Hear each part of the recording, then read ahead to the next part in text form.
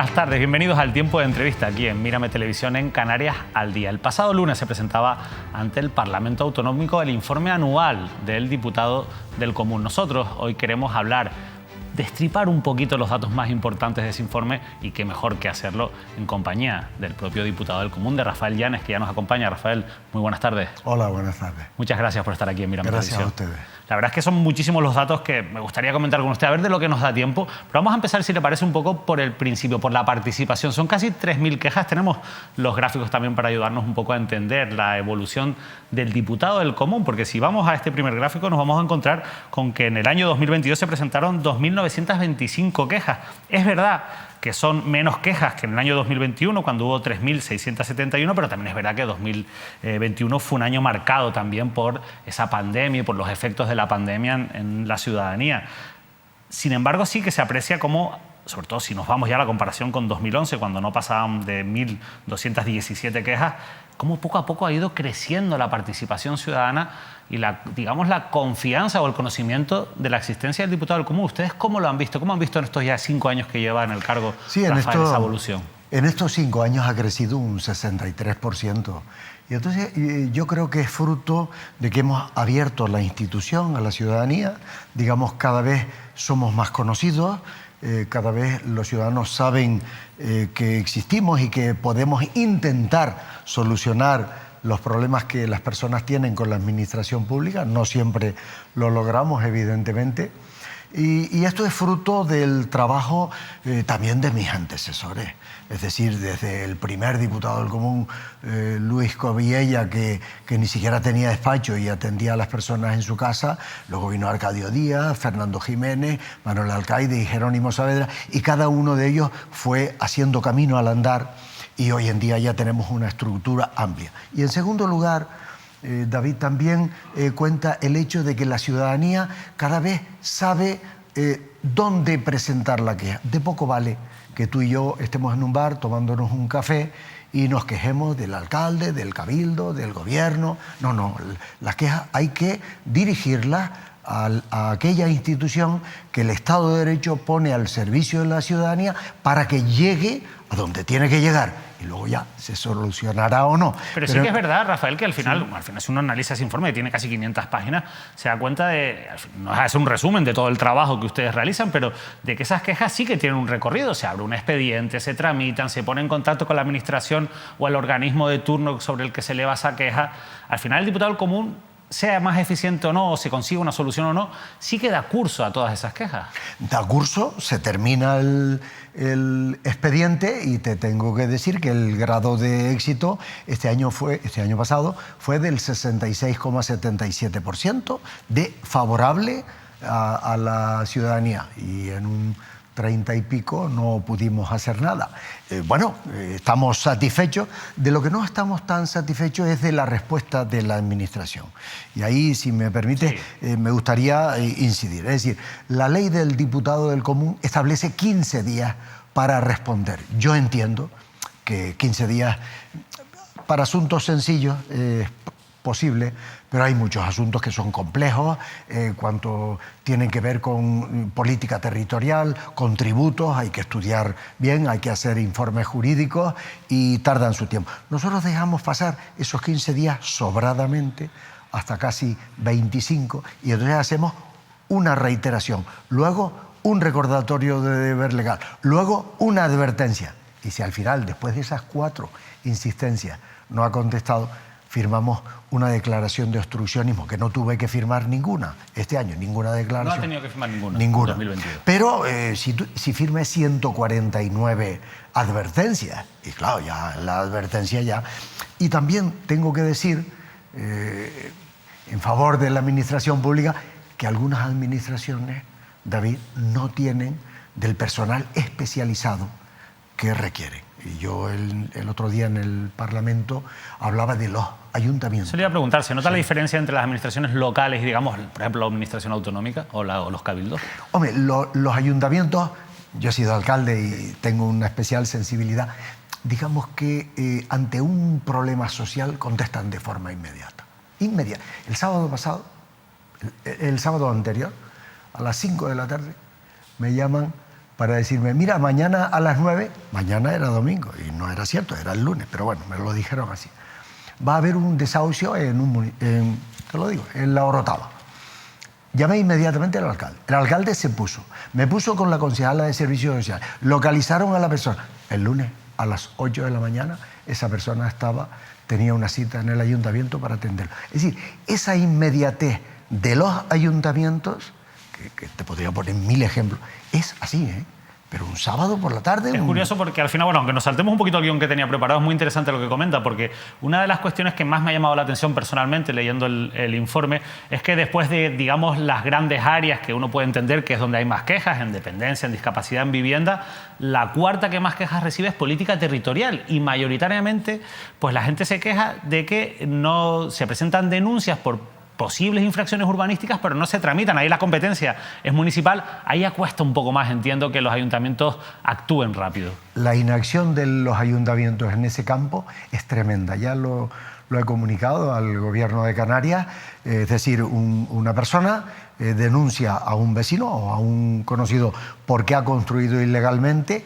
Es cierto que es ilegal, es cierto que allí no se puede construir, o si se podía, lo hizo sin licencia, pero a los ayuntamientos les cuesta actuar. También en parte por lo que antes te iba a decir de falta de juristas, porque estos son documentos que pueden terminar en el juzgado y entonces son informes jurídicos y urbanísticos que tienen que estar perfectamente hechos. Y ahí es lo que te quería decir antes de la falta de habilitados nacionales que tienen los ayuntamientos. Es decir, hay ayuntamientos, pero no pequeños, ayuntamiento media, que tiene de secretario general al policía municipal. Y claro, cuando hay una petición no solo del diputado del común, sino de cualquier organismo que implique un informe jurídico, ahí lo tiene difícil. Es curioso porque es que recientemente, siguiendo otros asuntos, encontraba un debate sobre esta cuestión y veía cómo los ayuntamientos tienen la posibilidad, incluso legal, de acudir al Cabildo para recibir asesoramiento jurídico. El Cabildo tiene la obligación de asesorar a los ayuntamientos, sí. Es por ley. Sin embargo, da la sensación como que los ayuntamientos no utilizan mucho este recurso, que ayudaría, entiendo. Bueno, los cabildos me dicen que sí, que tienen ese servicio y que son los ayuntamientos los que no les traspasan demasiados expedientes. Bien. Pero yo creo que la solución estaría en modificar la ley de bases del régimen local. Y me explico brevemente. Los habilitados nacionales, que como sabes son secretarios generales e interventores, también tesoreros, son un cuerpo nacional. ¿Y qué ocurre? En Canarias hay 233 plazas y solo está cubierta una cuarta parte. Hay 168 plazas libres, sin ocupar. ¿Pero por qué no se convocan? Porque las oposiciones son en la península, digamos que no van muchos canarios, los que allí aprueban pues vienen un tiempo y se van. Lo cierto es que tenemos una cuarta parte cubierta. Y te tengo que decir una cosa, el País Vasco lo consiguió. El País Vasco tiene la posibilidad de convocar plazas de habilitados nacionales en su territorio. Y yo digo, bueno, el País Vasco, ¿y por qué Canarias no? Que está a 2000 kilómetros. Y de hecho, los datos lo corroboran. Aquí no es atractivo para muchos habilitados nacionales. ¿Por qué no modificar la ley de bases de régimen local y convocarlo? Bien, lo he planteado. Próximamente tengo una reunión con la FECAN y yo creo que sería una buena alternativa, digamos, para que los alcaldes, a la hora de tomar decisiones, digamos, tengan, no nos olvidemos, no solo la parte jurídica, la parte económica, el interventor, que el dinero público está perfectamente destinado a lo que debe estar destinado. Y para eso hay un cuerpo específico de interventores. Si tienes de interventor pues un funcionario que no tiene la titulación ni la preparación adecuada, al final el alcalde, la corporación, puede tener un problema. Y efectivamente al final eso acaba generando muchas veces problemas legales, jurídicos. Es un debate, y la interesante. indefensión para la ciudadanía, porque al final lo que hace el ayuntamiento repercute en las personas. Y es la primera puerta, como siempre se suele decir, que tocan los ciudadanos. Vamos a seguir con con algunos datos interesantes que, bueno, a nosotros nos han llamado la atención. Por ejemplo, en este otro gráfico vemos el porcentaje de quejas por cada 10.000 habitantes, porque claro, si uno va a los números absolutos, lógicamente la mayoría de las quejas vienen de las islas capitalinas, de Tenerife y de Gran Canaria. Pero si lo analizamos por cada 10.000 habitantes, vemos que los que más se quejan son los palmeros, seguidos de los herreños y seguidos de los gomeros, en las islas menores, pero sobre todo en La Palma, con un 35,98 quejas por cada 10.000 habitantes. Es la isla donde hay un mayor porcentaje en este sentido. ¿Esto tiene que ver con la crisis que ha provocado el volcán? No, esto tiene que ver con que nosotros tenemos la sede oficial en La Palma, somos muy conocidos en La Palma y evidentemente la población palmera nos tiene... Bueno, esa es nuestra interpretación, porque La Palma es la que más quejas presenta por cada 10.000 habitantes desde siempre, desde que yo he empezado a publicar ese dato en porcentaje de habitantes. Y luego hay una diferencia entre Tenerife y Gran Canaria. Sí, muy importante. Sí, también. muy importante también.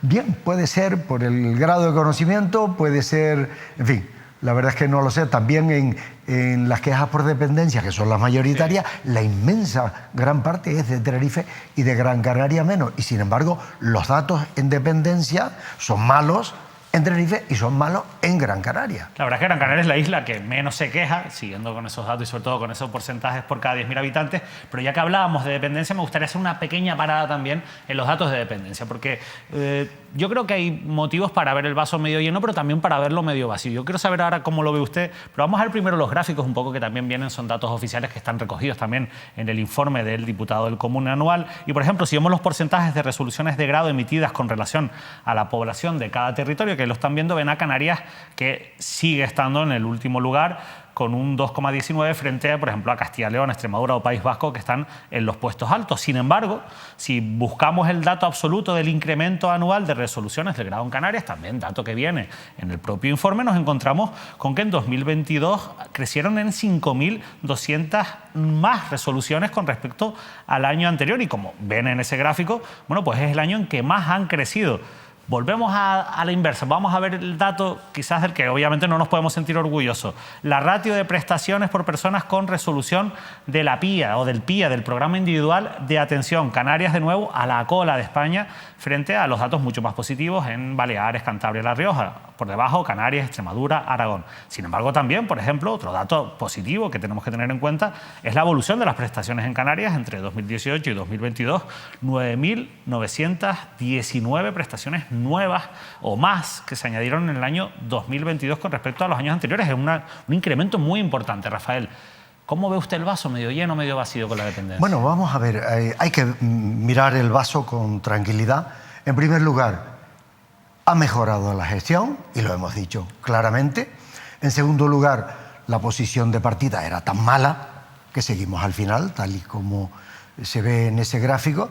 Entonces nosotros, aplaudimos la mejoría, pero consideramos que es francamente mejorable. Es decir, esa mejoría tiene que multiplicarse para poder atender adecuadamente a las personas dependientes. No nos olvidemos que detrás de esos números hay familias, hay personas mayores que no están recibiendo un derecho que tienen, un derecho que la ley les da y que no se está respetando. Por tanto, esa mejoría hay que mejorarla. Yo en el informe extraordinario que presenté el año pasado y que recordarás, pues allí presentábamos 19 propuestas en positivo. 19, 1, 2, 3, 4. Lo presentamos con humildad, diciendo, mire, estas son nuestras propuestas, eliminen las que sean innecesarias, modifíquenlas con mejor criterio, añadan otras más acertadas, pero esto hay que cambiarlo.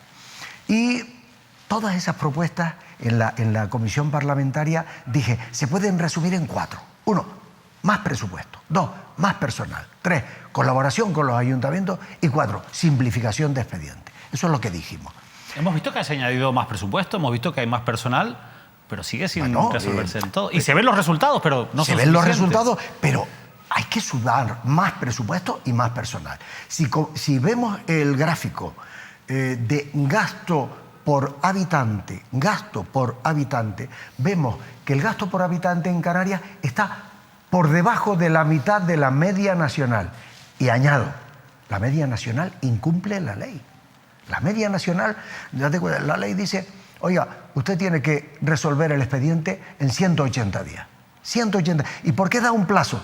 Pues porque la evolución de la dependencia a veces es muy rápida. O sea, una persona que hoy es grado 1, dentro de 3 meses ya es 2 y dentro de 5 meses a lo mejor ya necesita una residencia. Es decir, esa evolución es rápida. Por tanto, la ley establece esos plazos. Y hay otro dato, David, que si me permites, sí. Quiero... porque es fundamental, Mira, en el año 2006, cuando se aprueba la ley de dependencia, Canarias era la comunidad autónoma más joven de España. La más joven. Por debajo solo estaba Ceuta y Melilla. Han pasado 16 años, 2006, 2022. ¿Qué ha pasado en estos 16 años? España ha envejecido mucho, 23 puntos. Pero ¿sabes cuánto ha envejecido Canarias? 63 puntos, el 80%. Ha envejecido de forma brutal. He buscado datos de distintas regiones en Europa y no he encontrado ninguna como Canarias. El envejecimiento es brutal y eso implica la dependencia e implica el servicio sanitario, puesto que las personas mayores demandan más servicios. Claro, al final eso es que me viene muy bien esa reflexión, Rafael, porque va muy en línea con lo que le quería preguntar a continuación, y es realmente ante ese envejecimiento de la población y lo que conlleva sobre todo, que es un aumento de la demanda, usted que ha trabajado que ha estado al frente de ayuntamientos, como un ayuntamiento como el de Güímar, que ahora lleva ya 5 años al frente del diputado del Común, ¿cree que el sistema realmente está capacitado para poder atender dignamente toda esa demanda? Estamos viendo que las cifras demuestran que no estamos cumpliendo ahora mismo, pero de cara a 10, 20 años, ¿qué va a pasar? ¿Usted cómo lo ve? Es decir, el Gobierno de Canarias, esta mejoría que se ha producido en 2020, tiene que multiplicarla. Y para multiplicarla no hay otra forma que subir el presupuesto y aumentar el personal.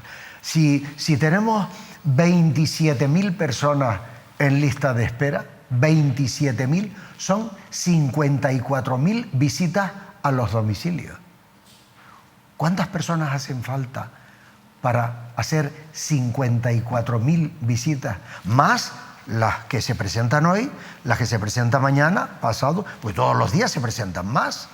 Es decir, hace falta mucho personal. ¿Pero usted cree que puede llegar a asumir esa demanda el sistema? Porque hay comunidades autónomas que cumplen y otras no. Simplemente... ¿Por qué? Esa es la pregunta. Bueno, pues porque han apostado.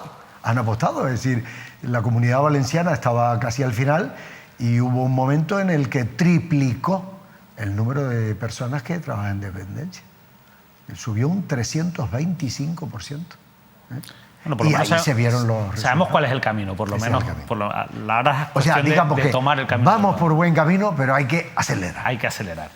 Otra de las cuestiones que preocupa mucho a la ciudadanía, lo decíamos antes, ¿no? Dependencia, discapacidad, la vivienda. El acceso a una vivienda digna. Además, ha habido muchos casos mediáticos recientemente. Hemos visto cómo la Diputación del Común está siempre, incluso otro de los datos que es importante, ahora lo comentaremos, es cómo han aumentado las actuaciones de oficio por parte de la Diputación del Común. Vemos cómo ustedes están al tanto, digamos, de lo que ocurre y se preocupan por asesorar a esas personas que muchas veces pues, acaban quejándose, contando sus casos en los medios de comunicación.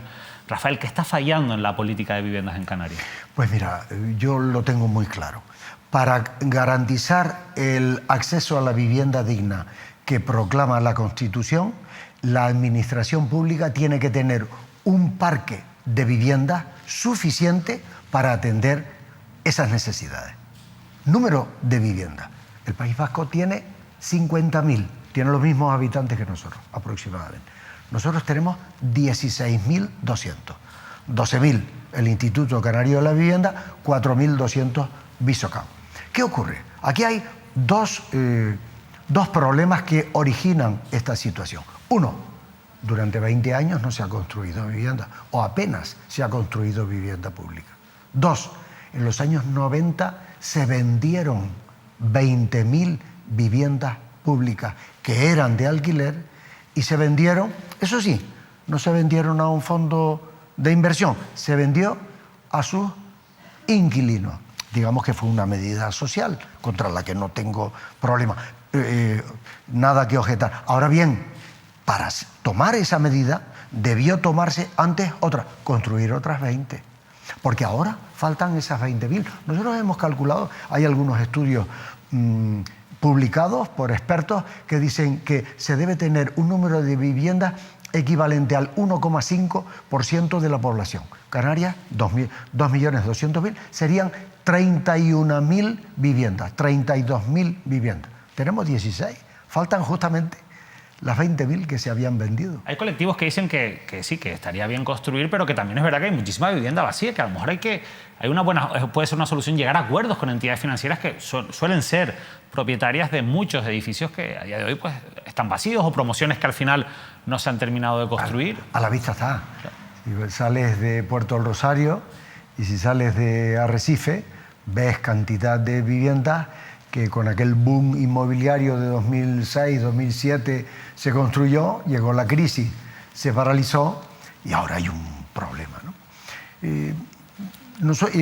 Sobre la vivienda te hago dos reflexiones. Uno, valoramos positivamente el programa de vivienda pública 2020-2025. Eso sí, hemos pedido que se cumplan los plazos. Primer tema, positivo. Segundo tema, hay que mejorar la inspección a la vivienda pública. ¿Por qué? Para evitar prácticas fraudulentas, que las hay. Hay ventas clandestinas, hay subarriendos, hay ocupaciones ilegales y hay que inspeccionar la vivienda pública para garantizar que el que accede a una vivienda pública lo hace de acuerdo a lo legalmente establecido. Tenemos que ser en eso bastante rigurosos y yo creo que ahí falta una iniciativa de carácter público, digamos, decidida. Sin embargo, sí que hay una demanda y cada vez una movilización social más importante y una preocupación, como se ve en las quejas que se presentan ante el diputado del Común. Me gustaría compartir con usted un titular que al final se generó a raíz de unas declaraciones suyas cuando se presenta el informe el pasado lunes. Vamos a verlo, bueno, ha sido reproducido en todos los medios, pero cogemos este titular de Canarias Ahora. El diputado del Común insta a eliminar el teletrabajo en la administración si disminuye la productividad. El teletrabajo, también la cita previa, son dos cuestiones en las que usted puso el acento en la presentación del informe el pasado lunes. A mí me gustaría, porque esto también ha generado debate y alguna polémica, que me explicase a qué se refería cuando hizo estas declaraciones, Rafael. Bueno, son las dos consecuencias, las dos secuelas que nos dejó la enfermedad. Se habla de la COVID persistente en personas que les quedaron una secuela y en la administración quedaron esas dos, es decir, la cita previa y el teletrabajo. ¿Son negativos? No, por supuesto que no. No, el diputado del Común no tiene nada en contra, ni de la cita previa, ni del teletrabajo. Vamos a analizar las dos. Cita previa es buena, es aconsejable, es una buena práctica, es eficiente, es lo ideal, pero no puede ser obligatoria. No puede ser obligatoria, ¿por qué? Pues porque los canales para solicitarla no están al alcance de todos. En primer lugar, ponemos un ejemplo en positivo. El Servicio Canario de Salud tiene el 012 que contesta siempre. Por tanto, ahí sí. Y por si fuera poco, está el servicio de urgencia. Si surge un caso determinado, usted puede ir a urgencia. Pero claro, eso es el Servicio Canario de Salud, al que felicito por ese servicio.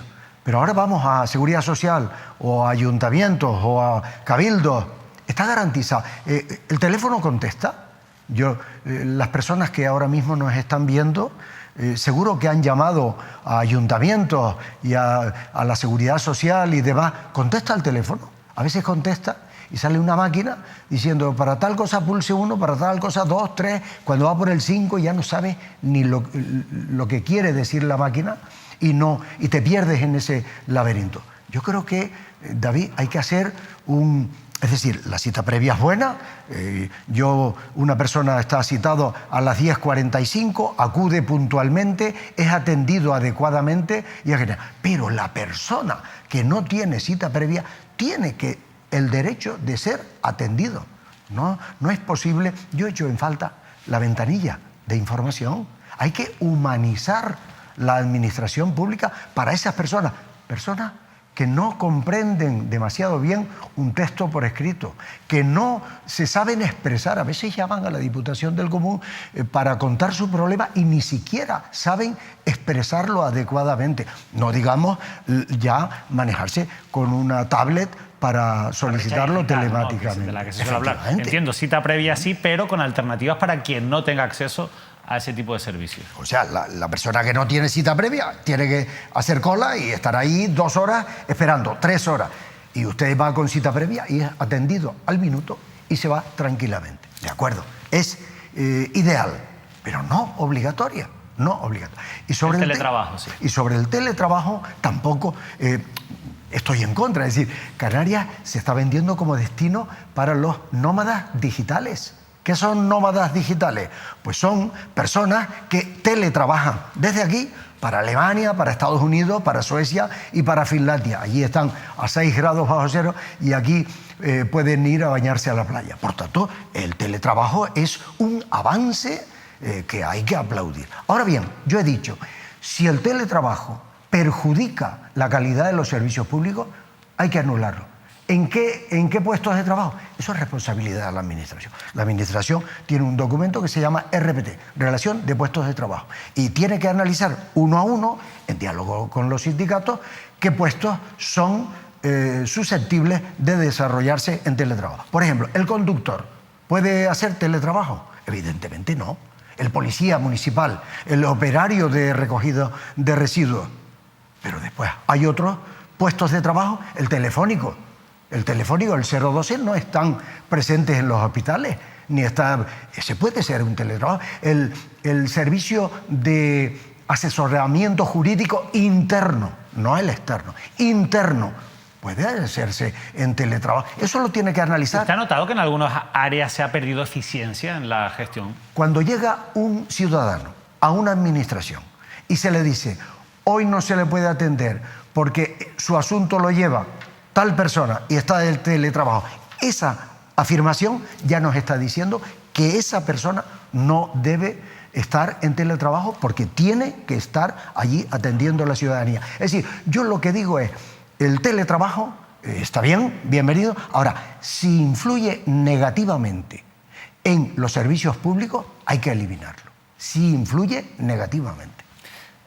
Hoy es 9 de marzo, Rafael. Ayer vivíamos una jornada muy intensa, una jornada en la que los distintos feminismos volvieron a salir a la calle pues, para protestar y defender, en este caso, o sobre todo, protestar contra todas las violencias machistas a las que, por desgracia, pues todavía vivimos o conviven con nosotros alrededor, y para reivindicar los derechos de las mujeres. Ustedes, desde el Diputado del Común, han creado en este último mandato una adjuntía especial para la igualdad entre mujeres y hombres y contra la violencia de género. Me gustaría, porque también tiene una parte importante en este informe, que nos cuente un poco las conclusiones, no ya de este último año, que también, sino del desarrollo de esta adjuntía a lo largo de estos años. Somos la única Defensoría del Pueblo de España, la única, las autonómicas, que tiene esta adjuntía especial, y yo tengo la impresión de que hay varias comunidades autónomas que van a imitarnos.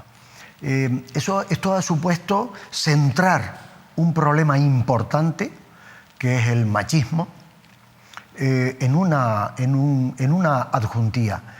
Tal es así que nuestra Junta Especial, Beatriz Barrera, fue elegida coordinadora general de la Red de Mujeres de la Federación de Defensorías del Pueblo de Iberoamérica. Porque claro, la igualdad es un valor universal. La igualdad no tiene fronteras.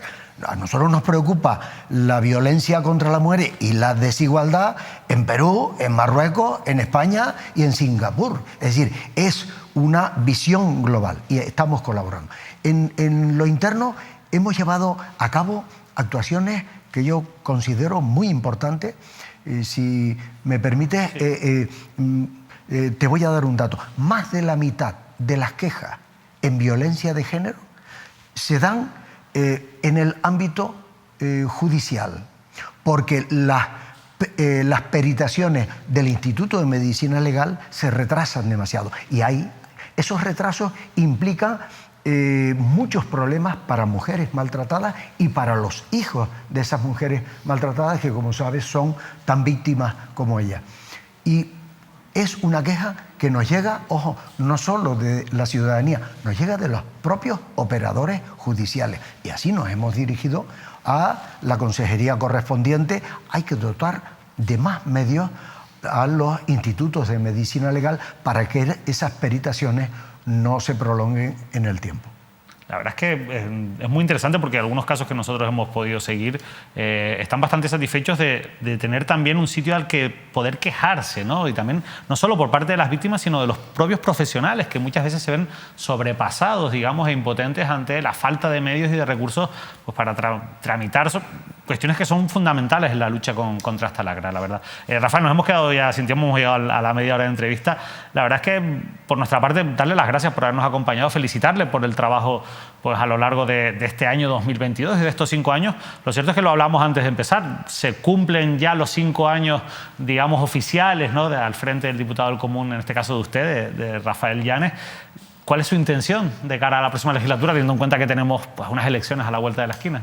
Bueno, yo fui elegido en junio de 2018, cuando estaba el gobierno anterior y el parlamento anterior, presidido por Carolina Darias. Fui elegido y ahora se cumplen los 5 años, 20 días después de las elecciones. ¿Mi intención cuál es?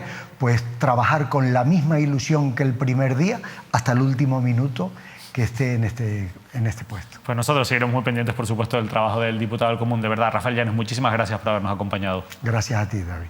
Nosotros nos despedimos, esperamos que haya sido de utilidad esta entrevista y sobre todo que ayude también a que ustedes conozcan, si todavía no lo hacen o todavía no tienen pues, todo el conocimiento de cómo funciona el diputado del Común y cómo les puede ayudar, bueno, a saber que tienen esa puerta en la que pueden tocar pues, para presentar sus quejas. Cuantas más quejas presenten, cuanto más seamos capaces de plantar cara a los problemas que tiene la administración por cuestiones como hemos visto hoy, falta de recursos, falta de personal, falta de presupuesto, bueno, pues más fácil será que esos problemas se resuelvan, sobre todo si hay intermediarios, como es el caso del diputado del Común, que al final van a tramitar esas quejas para que lleguen, en este caso, a la administración o al organismo responsable y por lo menos ese tirón de orejas hasta donde pueda llegar el diputado del Común, pues puede ser muy útil. De hecho, hoy veíamos ese dato, más del 60%, 66%, si no recuerdo mal, se han resuelto, han tenido pues, una resolución satisfactoria de todas esas casi 3.000 quejas presentadas ante el diputado del Común. Nosotros nos despedimos, que pasen una feliz noche y les recuerdo que a partir de las 9 en directo, junto con el compañero Óscar Martín, estaremos aquí también